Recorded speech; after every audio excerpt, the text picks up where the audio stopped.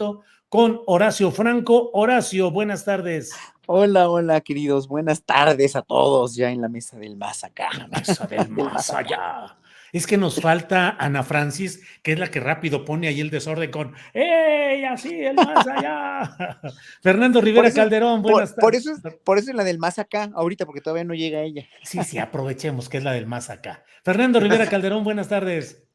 Hola Julio, hola Horacio, y Hola. hola Ana Francis, en esa dimensión en la que siempre se encuentra ella, que a veces la escuchamos, a veces la vemos, se maneja en los multiversos de la política y la opinión. Así es, los multiversos. Luego ¿multiversos no hablamos... es de muchos versos de poesía o de muchos universos? También, mi querido Horacio. Muy bien. Luego me preguntan o me dicen, ¿por qué no das los datos de cada uno de los partícipes tan destacados de la mesa? Así es que paso a mencionarlos. Fernando Rivera Calderón es músico, escritor, actor de cabaret y juglar. ¿Qué tal? Simple y sencillamente. Horacio Franco es flautista y director de Capela Barroca de México. Y cuando llegue Ana Francis Moore, pues sepamos que ella es diputada local de la Ciudad de México, actriz, directora, productora y reina chula. Oye, ¿te faltó algo ya para que yo le llegue a los talones aquí a Fernando Rivera Calderón? Puedes decir, soy flautista, soy director, soy profesor también del conservatorio, pero también se aplican inyecciones, se viste niños Dios y otras cosas. Eso, muy bien. Horacio y Fernando, hoy es un día en el cual, pues una de las noticias internacionales más impactantes ha sido la aprobación de la extradición de Julian Assange a Estados Unidos. Horacio, los actos heroicos hoy en esta sociedad, ¿funcionan o no funcionan? Vivimos en la sociedad del conformismo. Miren, ya está por ahí Ana Francis Moore. ¡Ana Francis, presente! Hola, Ana Francis, buenas tardes. Buenas tardes. Bienvenida, ya dimos su currículum, ya dijimos todo, ya hablamos de usted y ya está aquí. Gracias, Ana Francis. Yo me estoy peleando con el internet de las oficinas del Congreso de la Ciudad de México. Aunque no lo crean, ¡no jalo! ¡Oh! Gánale, peléale, Ana Francis.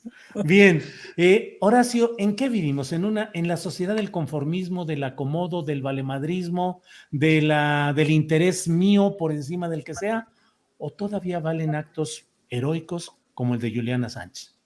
No, son actos heroicos de producto de un idealismo, o sea, los que somos idealistas, los que queremos el bien para el planeta, para el mundo, para nosotros, para los animales, para todo el entorno, los que queremos, los seres humanos que somos sensibles y conscientes y que queremos justicia en este mundo, ¿no? Llámese izquierda o llámese lo que sea, ¿no? Estamos conscientes y siempre muy ansiosos, siempre muy despiertos a que los actos de justicia heroicos sean premiados, sean galardonados, y no nada más por propaganda, porque hay muchos galardonados que son galardonados por propaganda o por cuestiones económicas o por cuestiones que les conviene, pero cuando a alguien no le conviene que le saquen los trapitos al sol, como son los gobiernos y la gente que tiene el poder, ¿no? En este caso, como todo lo que logró Julian Assange en tantos años con Wikileaks y bueno, todo lo que pasó, todo lo que se dio a ventilar. Yo creo que después de Wikileaks, hay un mundo antes y un mundo después de Wikileaks, ¿no? Donde los ciudadanos ya despertaron hacia nivel mundial, donde dijeron, hijo, ¿saben qué? Es que nos están viendo la cara. Y nos estaban viendo la cara por años y nadie decía nada, todo el mundo estaba instalado en esta zona de confort, que además esa zona de confort era una zona de confort muy en Occidente, porque pues en África nunca han estado en ninguna zona de confort y los habitantes más pobres de la India pues tampoco, pero estaban en otra época también finalmente, o sea, aunque sean nuestros contemporáneos, viven todavía en otra época, por mucho internet que tengan y todo están realmente, pero ahorita ya están muy despiertos, después de Wikileaks, después de todo este esfuerzo heroico maravilloso, sí, Julian Assange creó toda una opinión pública mucho más, en verdad, muchísimo más despierta, muchísimo más crítica, y donde los ciudadanos seguimos, después de tantos años, inermes, tan inermes como él para poderse defender. Es una vergüenza, es un acto trágico realmente, es una traición a la humanidad lo que le hicieron a Julian Assange. Gracias, Horacio. Fernando Rivera Calderón, ¿qué opinas de lo que estamos viendo en el caso específico de Julian Assange? Y la misma pregunta, vivimos en un mundo y en un país donde prima, reina, el conformismo, el valemadrismo, el bueno, pues ahí se va, y finalmente los héroes, como en este caso creo que es Assange, su suerte no es compartida por aquellos a quienes quiso ayudar y beneficiar. ¿Qué opinas, Fernando? Bueno, creo que de entrada los héroes son indiferentes a la indiferencia de la gente, ¿no? O sea, nunca, no hay un héroe que actúe esperando que le den las gracias, ¿no? No hay un héroe que actúa buscando una gratificación económica, o el héroe actúa desde otro lugar, de su conciencia, de su alma.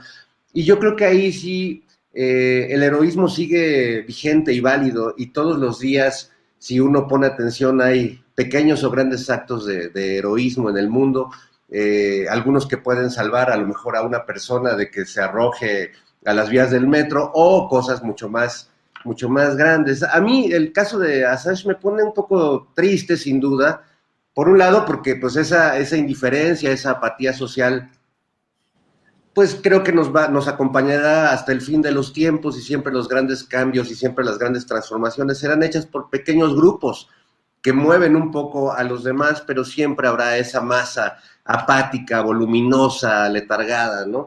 Y por otro lado también me entristece, pues, comprobar, y más con la noticia de la extradición, pues que esos grandes poderes, ¿no? Económicos, empresariales, esos grandes poderes siguen mandando por encima de todas las cosas y permiten que atestiguemos cómo este personaje, que bien podría asemejarse al Prometeo de la mitología griega, aquel que le roba a los dioses el fuego para compartirlo con los humanos.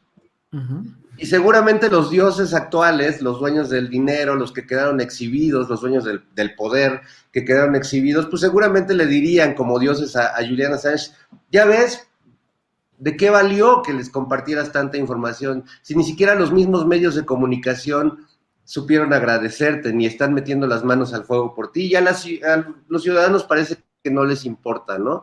Eso es terrible. Hace rato lo escuchaba con Pedro Miguel, cómo el poder, los consejos administrativos de los medios, pues siempre valen más que los consejos editoriales, y yo pensaba escuchando eso, imagínate, Julio, que se publicara en México una antología de todos los trabajos periodísticos que no salieron publicados por decisiones del director del periódico, del consejo editorial. Creo que sería una enciclopedia. Y creo que todos los periodistas que nos están escuchando podrían levantar la mano y decir: a mí no me publicaron por lo menos un texto, ¿no? Cosa que creo que todos hemos vivido, o hemos sido expulsados de ciertos paraísos por cometer eso. Entonces, bueno, volviendo sería al una heroísmo, especie de Chayolix empresarial. Chayolix empresarial, claro. Bueno, y conecta con lo de García Luna también, la manera en la que el poder compra, corrompe o amenaza y silencia de las peores maneras a quienes tienen el poder de comunicar, ¿no? Entonces, bueno, pero yo por otro lado reivindico el heroísmo, como decía el gran David Bowie: we can be heroes just for one day. Bueno, he dicho, compañeros. Ha dicho Fernando Rivera. ¡Bravo! Gracias. Ana Francis, ¿vivimos tiempo de héroes o tiempo de canallas? No, bueno, pues un tiempo bien complicado. Lo que pasa es que hay una cosa que hay que tomar en cuenta, Julio, es que la democracia es bien difícil. O sea, la democracia entre estos ocho que nos pusimos de acuerdo, pues está padre, porque más o menos nos llevamos bien y ¿no? Pero la democracia, o sea, la bronca de Julian Assange es que democratizó una información que era bastante incómoda para un montón de gente, y que eso, a ver, creo que la revolución que hizo Julian Assange, eso ya no tiene regreso, pues, ¿no? Eso ya, no hay manera de que no sepamos lo que ya sabemos, no hay manera de que no sepamos ahora que hay un mundo de cosas que se esconden, que tienen que ver con los caminos financieros y de la especulación y de los millones y millones y millones de dólares pues que se clavan unos cuantos, pues, ¿no? esa verdad ya salió y no va a haber manera. Ahora, hay una cosa que yo estaba pensando ahorita que, pensando en esta lógica de la democracia, que de pronto te encuentras estas cosas de, esta persona piensa que hay que votar por ese candidato porque es guapo, fin, y no hay más allá de reflexión, y no lo dicen mala onda, sino, pues está padre tener un guapo, y ese voto vale exactamente lo mismo que alguien que le reflexione, le piensa y revise el programa de trabajo y revise el programa del partido, etcétera. Y ese voto vale lo mismo. Y la democracia dice que ese voto vale lo mismo y que tan válida en cierto sentido es una postura como la otra. Entonces, pues me parece que de la misma forma, si estamos en un tiempo de canallas o de indiferentes o de cobardes o qué, hay unos ciertos fervores que tenemos unas personas y otras no. Es decir, hay gente que tiene un fervor espiritual importante y entonces su vida está puesta como en ese tenor. Hay gente que tiene un fervor democrático o un fervor de construcción de sociedad o un fervor, sí, político, digamos, como importante. Entonces, toda su vida y etcétera le va en esta obsesión de cómo nos arreglamos mejor como personas, que es básicamente la política. Pero pues hay mucha gente que no tiene ese fervor, pues, ¿no? Que no considera que eso sea parte importante de la existencia, que eso no... Y entonces, pues, adiós, o sea, no, la noticia pasa como si nada.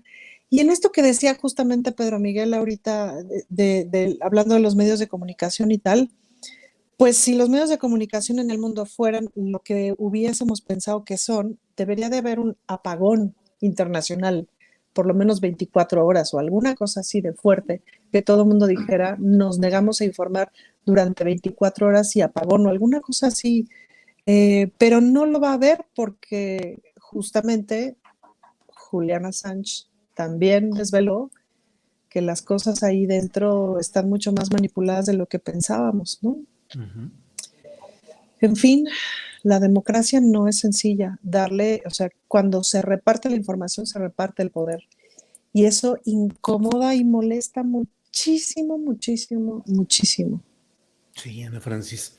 Yo suelo decir que una familia grande de 8 o 10 personas ponerse de acuerdo en la sobremesa para ir al cine, la bronca de qué película, a qué hora, quién en cuál carro y quién en el otro, quién se va a regresar antes y quién después, es un ejemplo de cómo la toma de decisiones puede ser muy complicada.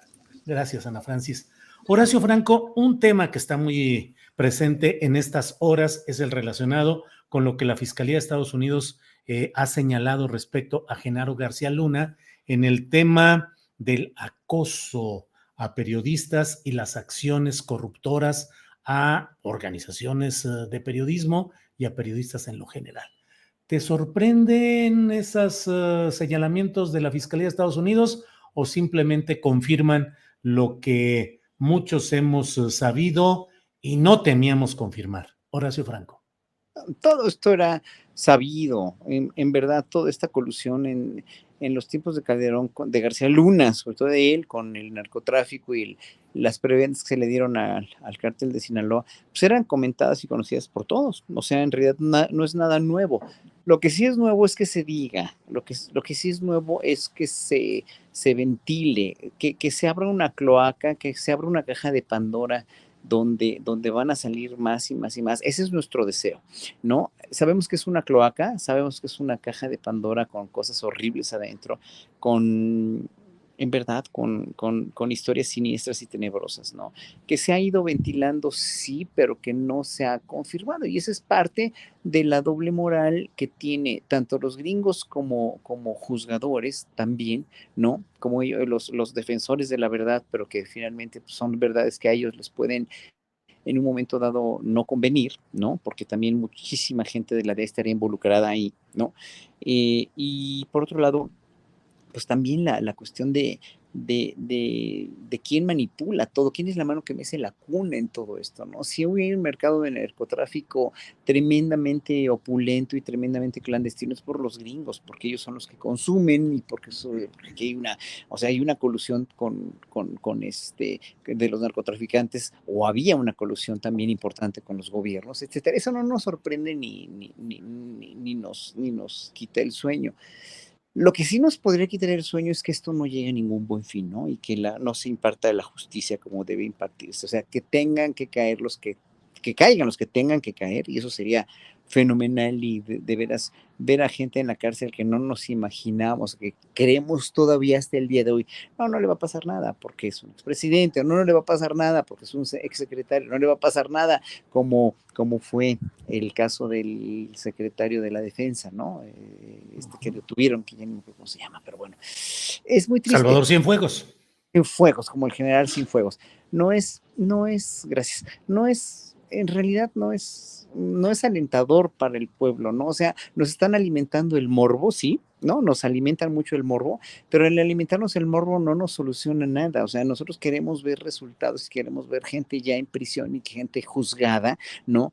Y también yo lo diría de los mismos casos de impunidad que cada jueves en la mañanera se anuncian, y que qué bueno que ya hay gente que está detenida, etcétera, etcétera, pero que esa gente sea consignada y que esté en la cárcel por muchos años, pues, ¿no? Que haya realmente, la no impunidad para mí significa eso, no nada más que los detengan y que ya en un momento dado van a conseguirse abogados corruptos y van a salir, ¿no? O sea, esa gente sí tiene que estar en la cárcel, así como los de cuello blanco, igual.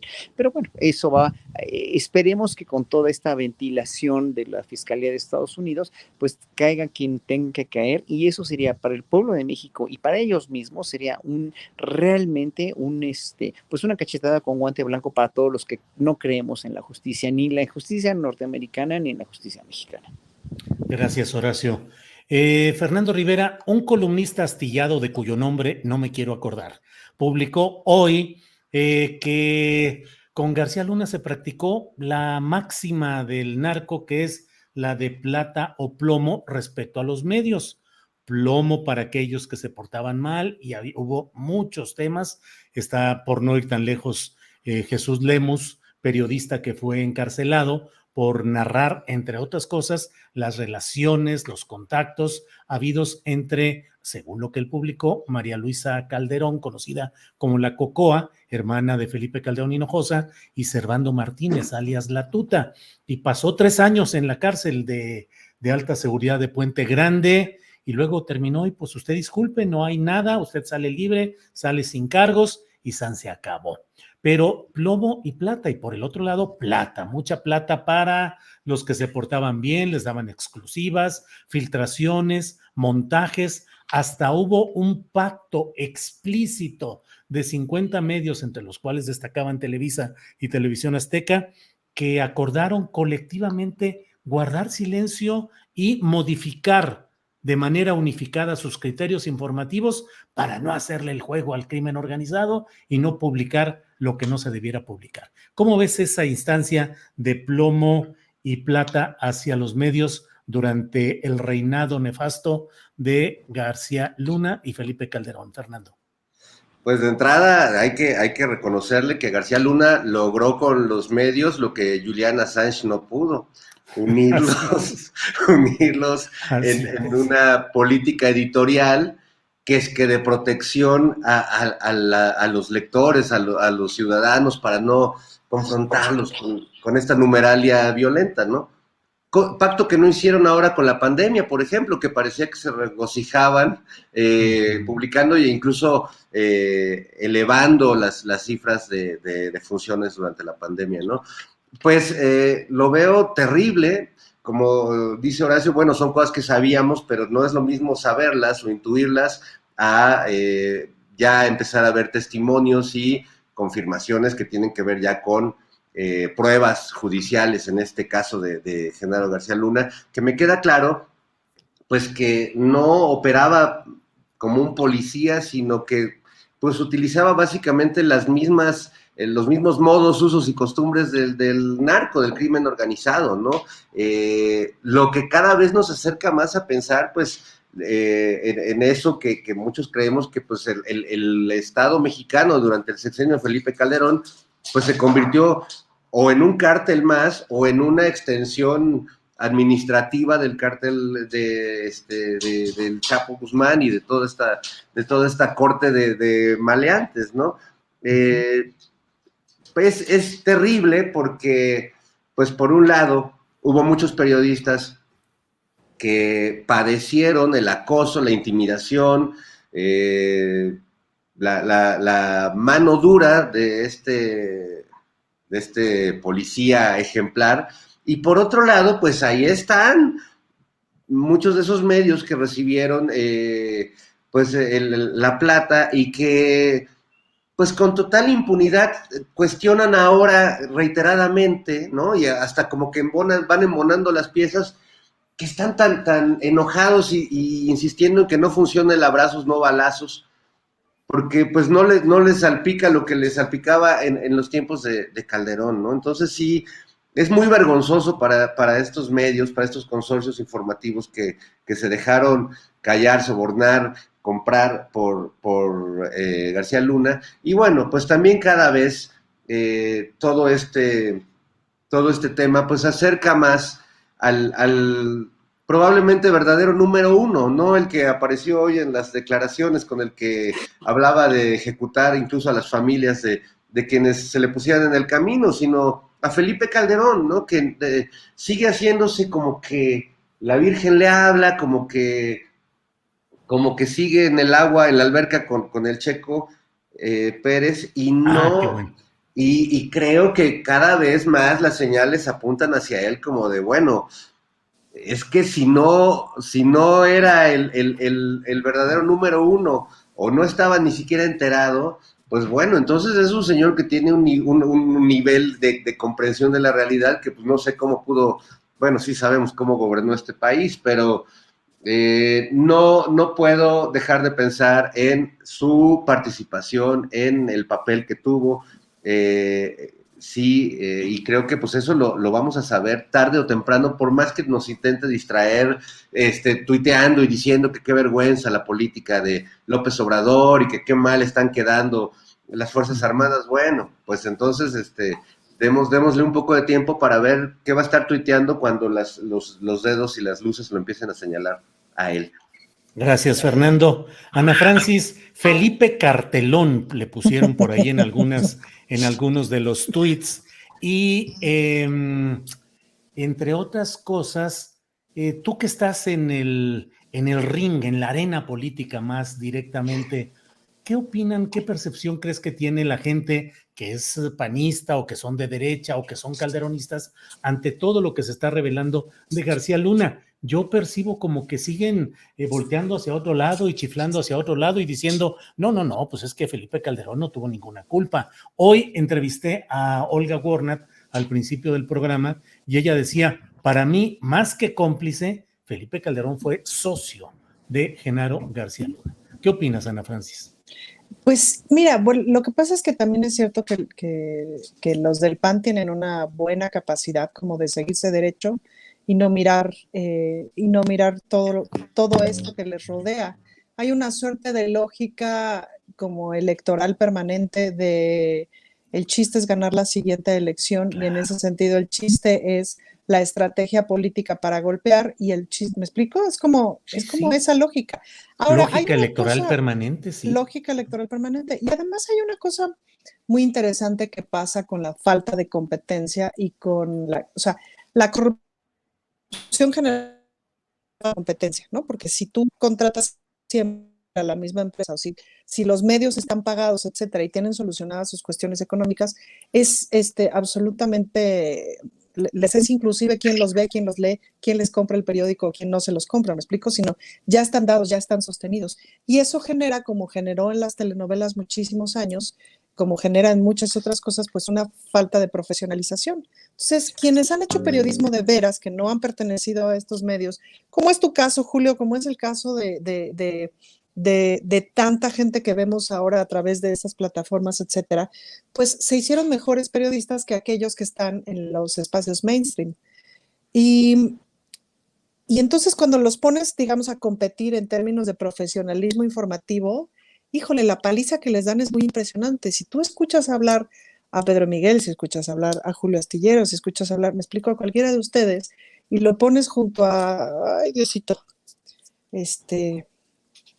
junto a muchos que solamente, o sea, contra Javier Alatorre, ¿no? Uh-huh.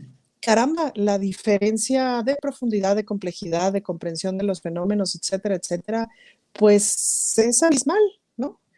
Y es ese mismo fenómeno de entonces se generan una serie de taras, ¿no? De gente que no le siguió entrenando a la nuez para que se moviera. Pasa un poquito también en cierta parte de la oposición, pues, ¿no? Los espacios estaban dados y estaban ganados. Entonces no han tenido que prepararse ni comprender el fenómeno político, etcétera, etcétera, más allá de la lógica electoral permanente, sino como te explicas, por ejemplo, que esta alianza, ¿no? Esta suma de siglas o esta suma de partidos que no tiene ninguna ideología de fondo, que no tiene ningún proyecto de gobierno,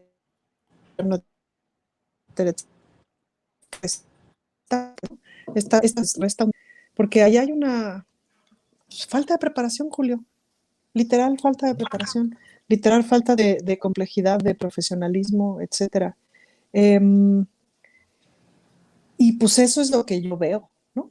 Ahora que estoy en el ring, lo que yo me topo constantemente, sobre todo con el Partido Acción Nacional, es una falta de preparación y de complejidad en el discurso, en la comprensión de las ideas, en la comprensión de lo que significa ser oposición, del momento político y del momento democrático. No tienen altura de discusión, altura de argumentos, etcétera. Hacen, o sea, vacío. Gracias, Ana Francis. Horacio.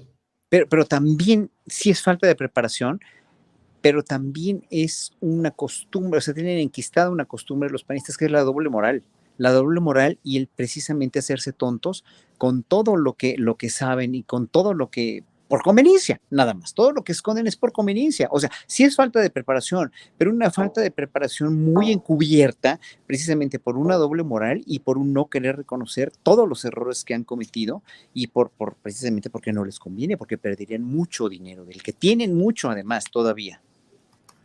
Gracias, Horacio. Luego alguna gente me dice que por qué estoy viendo y entrevistando y tecleando aquí, pero es que a veces, pues aquí lo hacemos de todo. Ya saben que para quienes en Canal 22 no lo sepan, esta se llama Producciones con lo que hay, porque con lo que hay hacemos todo, poquitos hacemos mucho. Y es que estaba buscando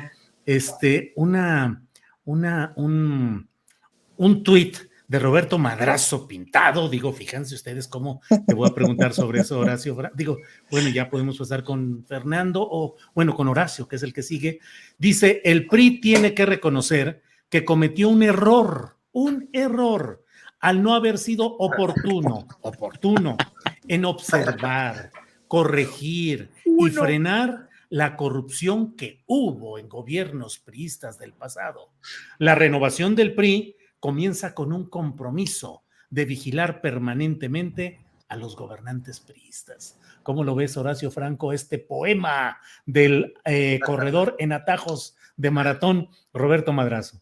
Pues es como su carrera también, es como la carrera que hizo en Berlín en el maratón, es hacerse tonto también, porque el PRI era una cloaca, pero una cloaca de la cual nosotros, porque eran tan herméticos cuando estaban en su consolidación como partido, cuando estaban en sus cónclaves partidistas, nunca el pueblo nos enteramos de todas las decisiones y las diferencias que había, pese a que se podrían ventilar eventualmente, o había gente que se iba del PRI, que se iba a la izquierda.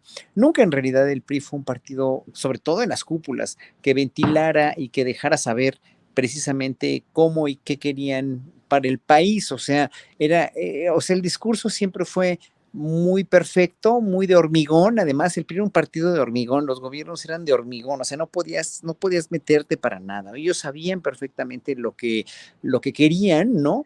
Pero nunca nos enteramos de todas estas cuestiones porque las tenían igual que cualquier otro partido. Lo vemos en Morena, lo vemos en el PAN, y con la crisis que la vemos en el PRI. Como ya está desvencijado, ya se le fueron todas las paredes de hormigón, ya quedaron ahí con una palapita los pobres que están naufragando además.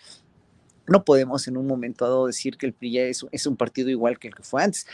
que reconozcan que cometieron un error, pues es que no fue un error, fueron muchos durante muchísimos años, y uno de sus grandes errores fue precisamente mantener al PRI fuera de una democracia, porque era un partido dictatorial, era un partido que sí tenía muchos afiliados que eran más bien acarreados, y tenía además una manera de gobernar totalmente impenetrable. Si no, pues te madreaban, te mataban o te metían a la cárcel o lo que sea, y que finalmente pues resultó ya en una reacción en contra, en primera con Fox, que fue otro más de lo mismo, y después, ahora apenas en 2018, imagínense, o sea, 18 años después de la primera, que es transición de gobierno, que es gobierno de transición y gobierno del cambio, pues 18 años después nos empezamos a dar cuenta que nos vieron la cara de idiotas a todos, ¿no? Y fue finalmente, hoy por hoy, pues el PRI ya está inerme, ya no tiene ninguna salida, y más hoy por hoy que se han ventilado todas estas cosas con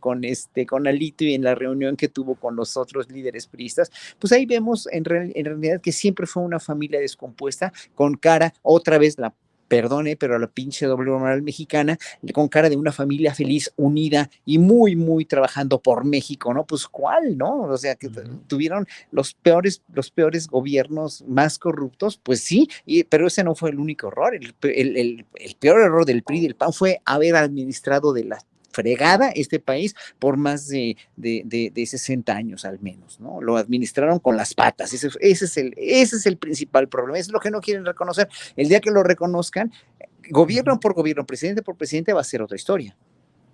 Así es, Horacio, gracias. Fernando Rivera Calderón, ya está la batalla y las acusaciones y los señalamientos contra Alito, la presión de los exdirigentes del PRI pidiéndole que renuncie. En Acción Nacional también, algunos segmentos ya dicen nada de Marco Cortés, y al que no pelan es al del PRD, Jesús Zambrano. Nadie pide que renuncie, ni siquiera eso pide nadie. Pues, ¿quién es el que está ahí? ¿Quién sabe? Pero, ¿qué opinas, Fernando Rivera, de esta trinidad de líderes y de próceres de la oposición, como son Alito, Marquito Cortés y Zambrano, el olvidado por ahí, como el patito feo, que nadie lo pela? ¿Cómo ves, Fernando Rivera? Que deberías de decirle Zambranito, Julio. Si estás diciendo Alito, Marquito Cortés y Zambranito. Sí. O sea, nada más por un asunto como de lingüística. Sí, de lingüística, Chuchito Zambranito. Así pero como que no sale natural, porque como que parece de cariño, y no, como que con Zambrano, pues ya trae digamos que ya trae el sufijo muy... Mira, yo creo, Julio, que debemos ser empáticos y solidarios. Ana, Horacio, yo sé que somos gente de bien.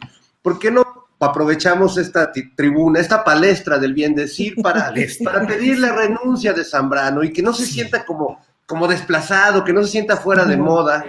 Y que él se resista, y que llame a sus huestes, y que haga actos de desagravio, y que diga, el pueblo del Sol Azteca me pide que siga adelante. Sí, que no se sienta rodeado, porque me lo están excluyendo. Tienes toda la razón. No, pero si renuncia a Zambrano, creo que es el único miembro del PRD ya, ¿no?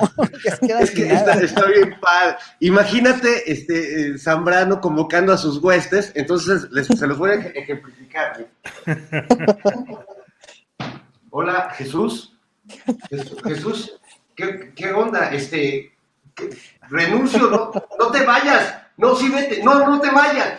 Imagínense qué bonito diálogo sería del pobre, el último militante del partido, ¿no? Pero bueno, eso es toda una leyenda. No nos burlemos. ¿La del espejo o la de Zambrano o la del PRD? No, la leyenda, el último militante del partido. El último militante, sí, así es. Por lo menos podría vender los derechos para que haga su serie ahí en el Netflix, ¿verdad? O algo así. Sí. Pero, pues tampoco creo que, mira, no porque nos estemos riendo de Zambrano es que Marquito o Alito estén muy bien.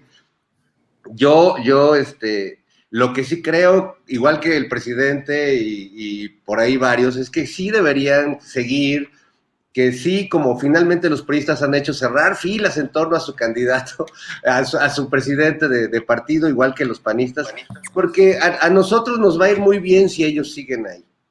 Creo que el país puede tener continuidad en este proceso de transformación. si Alito se mantiene en su lugar, porque yo también creo como Roberto Madrazo que solo un error cometió el PRI, existir. Oye, y ya estando en esas, pues bueno, todo lo que suceda después, pues es ganancia para quienes creemos en la democracia, para quienes creemos en un gobierno donde no prive la corrupción, para quienes creemos que el poder no se hereda como si fuera un lazo de sangre. Pero bueno, yo el digo que propio Alito, presidente, que estemos con Alito.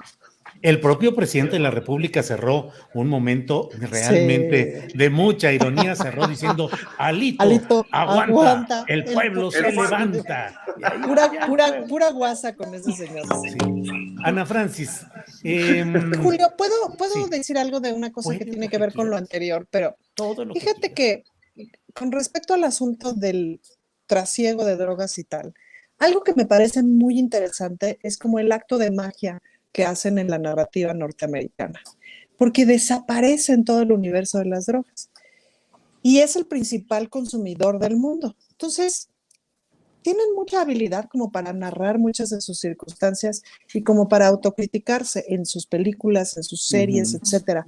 Pero por alguna extraña razón, como que el alto consumo de drogas que tienen no lo narran. Y sobre todo, una cosa que nunca narran es la cantidad de dinero que lavan y cómo lo lavan y dónde lo lavan, que seguramente sostiene una buena parte de las finanzas para que el país funcione. Es tanto el nivel de consumo que sería imposible pensar que no está tejido por todas las áreas de la vida cotidiana de Estados Unidos. Pero no lo narran, no sabemos, no lo cuentan necesariamente en las noticias y no lo narran como parte de su cultura. Lo que sí narran es como México está lleno de narcotraficantes, es como México está lleno de armas, de violencia, de matanzas, etcétera. Y se llenan la boca en sus narrativas visuales sobre todo lo mal que funciona México con respecto al universo de las drogas, pero no narran esa parte de la historia.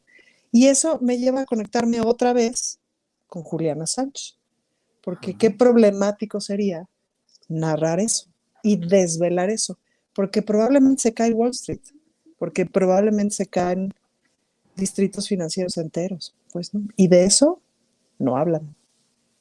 De eso no hablan, Ana Francis.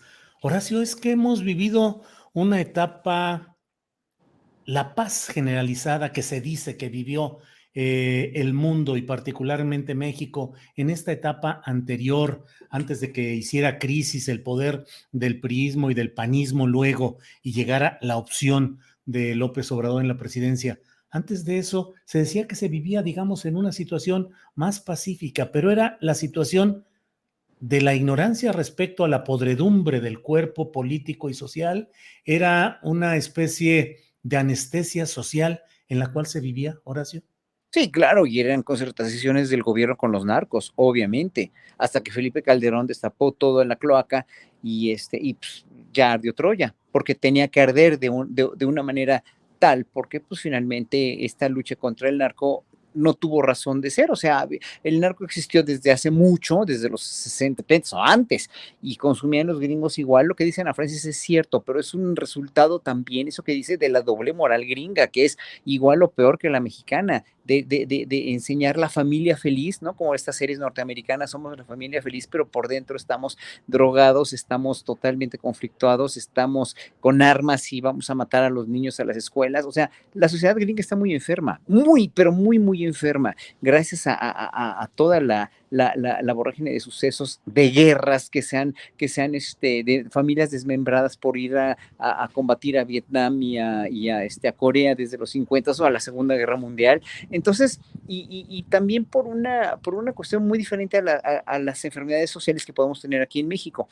Entonces, sí, o sea, todo esto es una cuestión de hacerse tonto otra vez, ¿no? Como dije la vez pasada, ¿no? El deporte favorito del ser humano es hacerse pendejo, porque finalmente los gringos se hacen tontos a partir con todo esto que les pasa, se caería a su mundo de bienestar y de su American Way of Life y su American Dream, se caería totalmente porque no está sustentado con nada, como sus monumentos en Washington, que son copias de monumentos de todo el mundo, ¿no?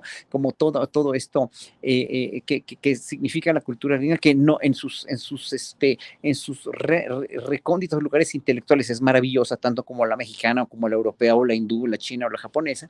Y pues finalmente la cuestión con esto de la enfermedad social de los gobiernos priistas y panistas que ocasionaron a partir de la guerra con el narco es que pues, se destabilizaron el país de una manera terrible, y de por sí con las historias de violencia que tenemos los mexicanos entre nosotros mismos desde hace siglos, pues obviamente fue un caldo de cultivo maravilloso y perfecto para que esto se saliera de control y ya se normalizara el crimen y el feminicidio y los magnicidios y todo lo que ustedes quieran y manden, ¿no? O sea, como aquí, allá en Estados Unidos se puede llegar a normalizar todo esto, esta cuestión de las drogas y no lo dicen, y la cuestión de los asesinatos en las escuelas y la cuestión de la aportación de armas, pues aquí también se normalizó, dijéramos, el uso de la violencia, y eso es lo que estamos pagando todavía como consecuencia, porque no se puede erradicar tan fácil.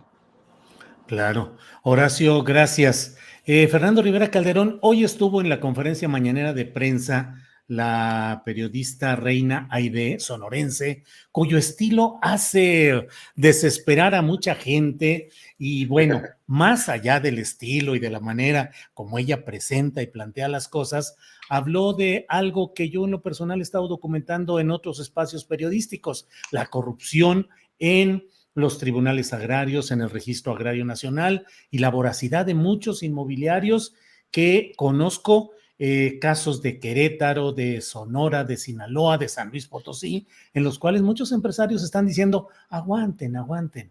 En el 24 se va López Obrador y ya de aquí al 24 ya todo va a cambiar. La fuerza del presidente va a menguar cuando ya haya candidato. Eso es natural en todos los sistemas y ya no va a poder apretar ni va a poder hacer mayor cosa. Y en el 24 cambian las cosas y regresa lo mismo.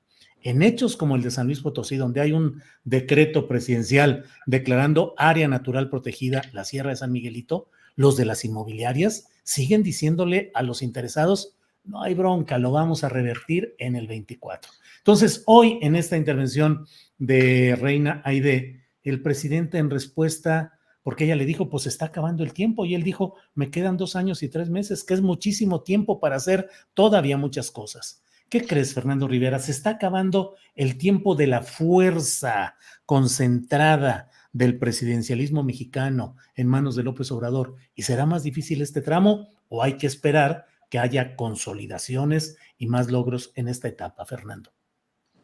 Híjole, se va a acabar el tiempo del milagroso San Andrés, que lo saben los ciudadanos y los periodistas, tiene no un trabajo político, sino una misión personal de vida que implica que va a atender esos casos mientras le dure la vida y mientras, como dicen, hasta donde el creador lo permita, ¿no?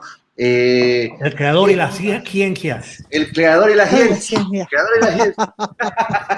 Bueno, pues sí, y yo creo que esto, pues sí tiene que ver con esta fuerza moral, retomando a Gatell, que tiene el presidente, que es importante, que muchas comunidades sienten que si no es él, a nadie más le va a interesar, por mucho que continúen la tarea de la 4T, por mucho que pueda hacer Claudia Sheinbaum o Marcelo Ebrard, híjole, no tienen esa misma vocación de contacto y de compromiso y de misión. Son buenos funcionarios públicos, no tienen una misión cuasi bíblica como el presidente López Obrador. Entonces, la pregunta de Reina tiene razón en el sentido de que hay mucho por hacer y no solo, y entiendo que el presidente va cumpliendo los compromisos y va atendiendo lo que le alcance, pero y luego yo veo efectivamente, como dices, Julio, que muchos están tranquilos, esto ya va a pasar y vamos a volver a ser como antes y nadie va a estar, no va a haber un cabecita de algodón señalándonos con su dedo flamígero en las conferencias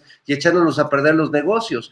Esperemos, ojalá desde la política, desde pues esta parte de ciudadanía que podemos ir a votar, logremos que eso no suceda, porque creo que sí es importante un gobierno sensible a los problemas, pero esos problemas se multiplican, no es un número de problemas que el presidente dice voy a arreglar esto, se acabaron los problemas se multiplican porque esos intereses económicos, si no encuentran aquí una posibilidad, se van para otro lado, y si no se van para otro lado, y siempre hallarán con quién hacer negocios en los estados y eso. Entonces, bueno, la tarea es muy grande, y si pensamos que San Andrés va a resolver todos esos problemas en los 2 años que le quedan, aunque sea mucho tiempo, pues seríamos ingenuos. Hay que construir los canales para que este presidencialismo que resuelve todo y que donde pone el ojo lo señala en público y se atiende el tema porque los secretarios están también oyéndolo, pues esperemos que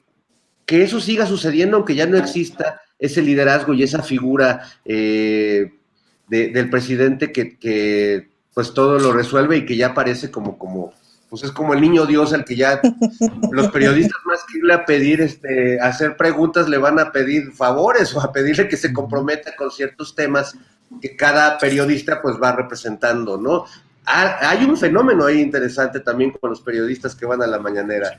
Se ha pasado un poco de la pregunta a la demanda, a la exigencia y a pedir el compromiso. Y bueno, Reina Aide sí tiene un estilo que a veces puede ser un poco golpeado, ¿no? Como toda la gente del norte, pero yo la prefiero sin duda a otro señor que no voy a decir cómo se llama, pero que hace unas preguntas que es que sí, señor, es que y se tarda como media hora en leer algo de lo que no sé si lo escribió o se lo escribieron.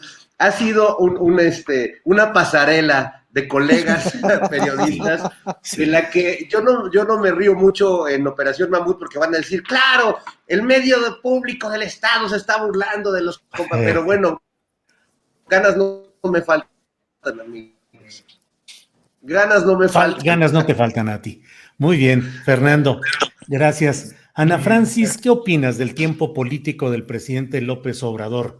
El jueves entrevisté a Gerardo Fernández Noroña y él decía que más allá de las broncas entre las corcholatas y que lo nombren o no en la conferencia mañanera, él decía, el problema está en que si no hay el respaldo popular suficiente para el próximo presidente de la República, no se va a poder sostener el paso de las reformas y los empujes que se han hecho hasta ahora. Dijo, y yo veo, eso dijo él, que nadie lo tiene, ni yo. Dice, no lo tenemos. Entonces, ¿cómo se va a construir? Eso tiene que hacerse de otra manera. Pero él decía, si no hay respaldo popular, si no hay organización, no se puede mantener el paso de lo que ha hecho hoy Andrés Manuel, eso lo digo yo, con una concentración de poder derivada de un hiperactivismo y de una credibilidad ciudadana construida a lo largo de mucho tiempo, pero que es personalísima y que no necesariamente, y eso lo decía el propio Fernando Noroña, dice, no se transfiere, no se ha transferido a Morena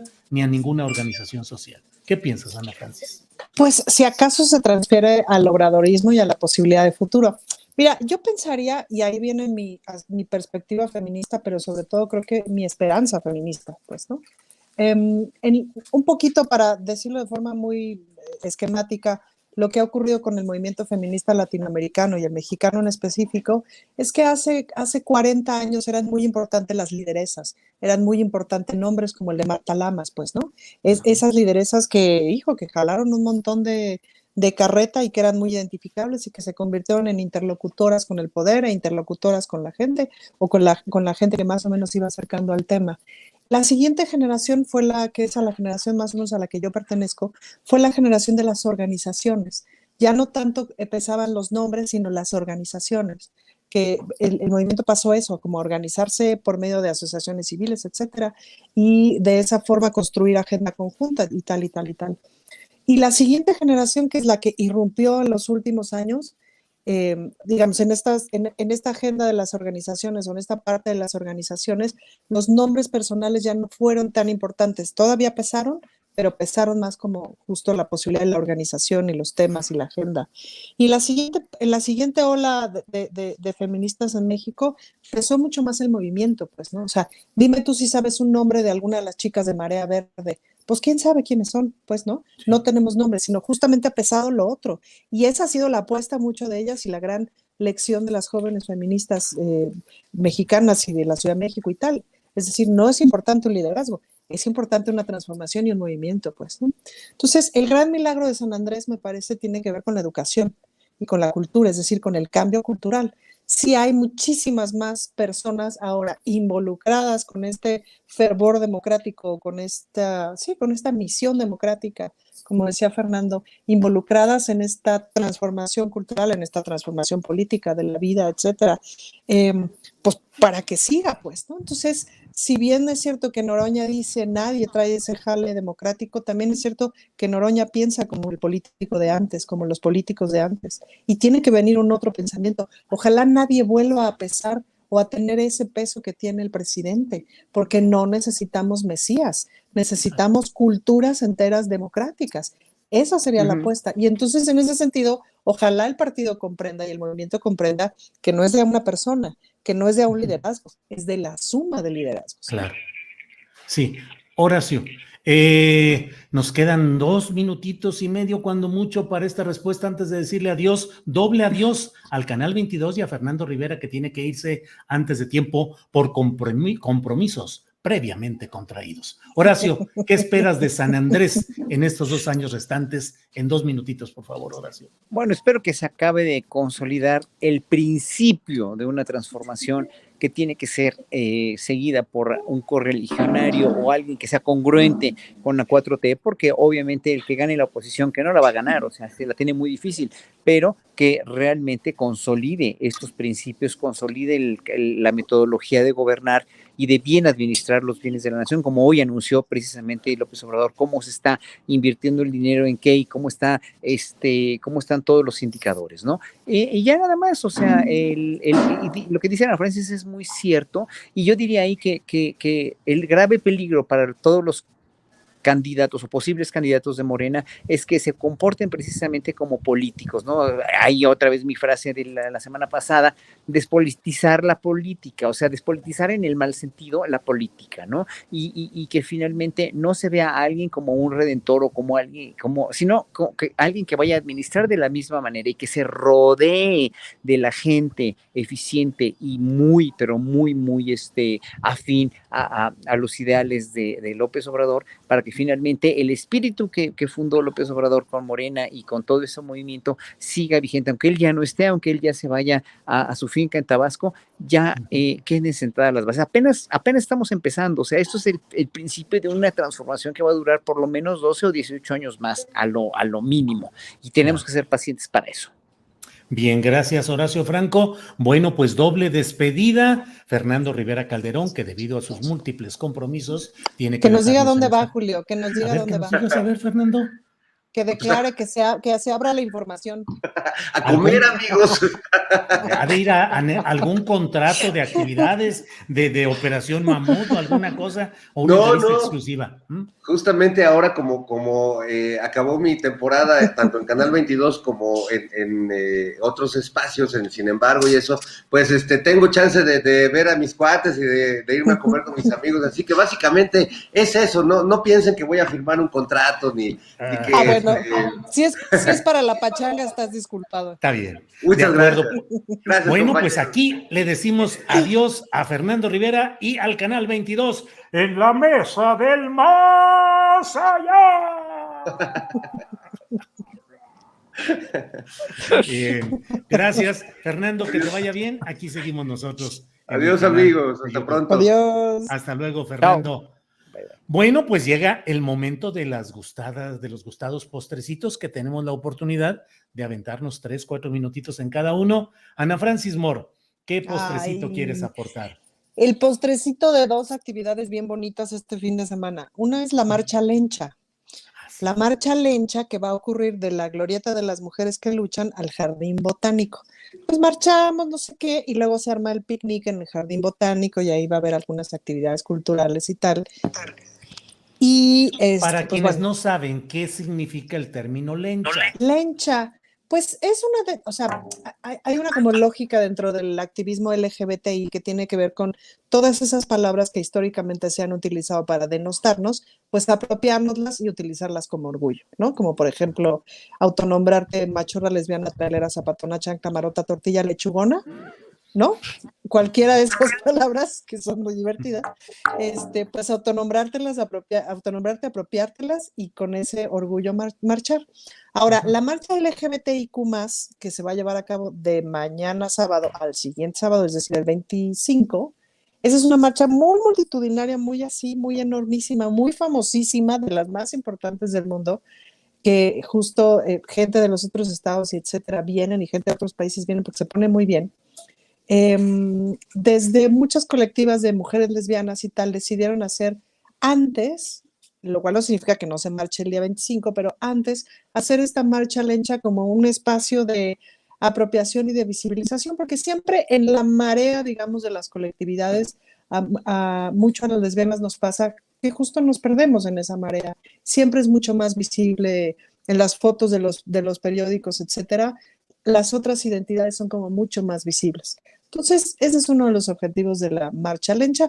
Marcha Lencha es una suma de colectividades pues que le apuestan a este espacio y yo creo que va a estar súper lindo y les invito a que vengan a marchar y luego, o si no marchan, que luego nos alcanzan en el Jardín Botánico a echar la chorcha. Bien, ¿dos postrecitos o ahí van incluidos? Pues es que ahí van incluidos. No, espérate, falta uno, ¿no? Claro, el domingo hacemos una rodada en Coyoacán, esa sí es directamente con mi equipo de trabajo y tal. Le pusimos a la rodada para que se te note. Entonces son 10 es como kilómetros. Naked disfrazadito. Mira, se cortó, Horacio, en el momento en el que estábamos. Horacio, tu micrófono. Se le cortó. ¡Uy, qué mal! Fíjate, se entró así como que la sociedad protectora de las buenas costumbres y cuando estaba hablando de esa marcha, naked, ahí está. Exacto. Oye, ¿se cortó? Se cortó. Es una rodada para que se te note si eres gay, lesbiana, bisexual, trans, etcétera, allá en Coyoacán. Entonces vamos a salir de la Alameda del Sur, hacemos un circuito de 10 kilómetros y regresamos a la Alameda del Sur. Entonces se les invita a que lleven su bicicleta. Es a las 9, ¿verdad? La rodada, el domingo. A las 9 de la mañana el domingo. No, la rodada. A las 9, sí, a las 9, es que aquí está parte del equipo. Entonces, a las 9 el domingo en la Alameda del Sur y en la Glorieta de las Mujeres que Luchan, mañana la marcha lencha la cita es a las 11 de la mañana. Bien, gracias, Ana Francis. Horacio Franco, postrecito para cerrar esta mesa que estuvo muy sabrosa. Horacio. Sí, muy rica. Mi última reflexión es cómo ha cambiado México de los últimos 30, 40 años. Antes había rodada de lilos, ¿te acuerdas? Perdón, en la prensa decían redada de lilos, cuando había una redada de homosexuales en bares o en lugares clandestinos, ¿no? Y ahora pues, hay rodada de lilos y de todos, ¿no? Entonces, ¿cómo ha cambiado? Yo, y precisamente mi proyecto, estoy en Querétaro, este arco que ven aquí es de un hotel muy lindo donde estoy. Voy a dar un concierto en el Museo Regional, precisamente en un encuentro de diversidades de Querétaro, que ha hecho un chavo muy valioso, Aníbal Gámez, que es empresario, tiene un bar gay aquí en Querétaro, y miren que es una ciudad bien conservadora y le ha costado muchísimo trabajo, ya lleva 12 encuentros para esto, y me invitaron a tocar. Esta vez voy a tocar un programa donde voy a hablar también sobre mi experiencia como gay y todo, y la cuestión de la relación o la música que voy a tocar también con la cuestión de la exclusión. Voy a tocar un programa con chaconas, folias y zarabandas barrocas, que son formas que se adaptaron en Europa y que vienen de muy seguramente, casi seguro las chaconas sí, que viene de la Nueva España y que era una danza prohibida por la Inquisición, como tantas cosas que nos quitaron. Era una danza bailada y cantada por negros y por esclavos. Esclavos eran negros, sí, los indígenas, y que finalmente los españoles, la Inquisición logró eliminar todo vestigio de todo esto aquí, fue a parar a Europa y aquí se quedó clandestinamente y dio a luz como a lo que hoy conocemos como son jarocho y son huasteco. Muy interesante analizar estas similitudes de los sones mexicanos, el son huasteco, que es maravilloso, con la música barroca, que se parece muchísimo, y las danzas también. Entonces, bueno, voy a hablar de eso y de cómo finalmente la Iglesia Católica ha ayudado o ha coadyuvado en verdad a que mucho de nuestra cultura y de nuestra manera de ser, y todavía hoy por hoy de nuestra manera de querer emanciparnos como sociedad a las minorías sexuales, sea un impedimento, o sea, como la iglesia y pues sí, la derecha sigue intentando realmente día con día boicotear hechos como el feminismo, como el aborto, y lo usan para cuando les conviene, obviamente, el feminismo, pero sí, o sea, combaten eso porque finalmente, bueno, obviamente nuestras minorías sexuales también. Entonces, bueno, voy a hablar de eso y de otras cosas más, ¿no? Ahí voy a estar a las 6 en el Museo Regional, y bueno, pues también voy a estar en otros conciertos. En Azcapotzalco voy a estar el domingo a las 6 de la tarde, allí en el Faro de Azcapotzalco, dando un concierto con la misma temática. Es un foro de diversidad también. Me da mucho gusto que en muchos estados como Tlaxcala, que antier toqué en Tlaxcala también en un festival de diversidades, los gobiernos, que son los gobiernos de izquierda, la mayoría, no todos, para algunos también se han preocupado por esto desde hace mucho, pero se han preocupado por darle un perfil mucho más educativo y mucho más cultural a toda nuestra comunidad, que es una comunidad que contribuye muchísimo, y no me lo negará Ana Francis ni nadie, contribuye muchísimo al bienestar económico y social de este país. Horacio, muchas gracias. Están dados los postrecitos puestos sobre la mesa, son las 3 de la tarde con 1 minuto, y bueno, pues Ana Francis, ahí con la bandera multicolor. Gracias. Adiós, amigos. Así. Adiós, amigos. Adiós, Ana Francis, gracias, hasta luego. Adiós. Chao a todos. Horacio, gracias, hasta luego. Gracias, hasta luego. Gracias. Bye bye.